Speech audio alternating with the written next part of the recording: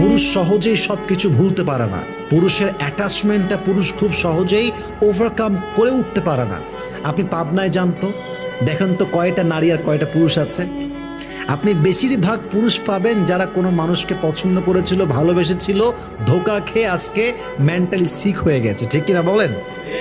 আপনি কয়জন মেয়েকে পাবেন ওই পাবনা হসপিটালে যারা ছ্যাঁকা খেয়ে বেকা হয়ে গেছে, যারা এমনি পাগলি, তারা এমনি পাগলি, বেশিরভাগ ওইরকম দেখবেন যে অ্যাডমিশন নেওয়া আছে।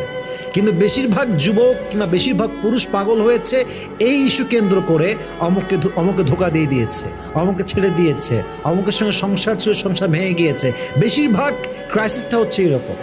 এটার ব্যাপারটা হচ্ছে এরকম যে পুরুষ আসলে তার মায়া, তার ভালোবাসা, তার আবেগ সহজে ভুলতে পারে না, কিন্তু নারীকে আল্লাহ সেই স্ট্রেংথ দিয়েছেন, সে পাওয়ার দিয়েছেন। নারী আবেগে পড়েও খুব সহজে, আবার বের হয়ে আসেও খুব সহজে।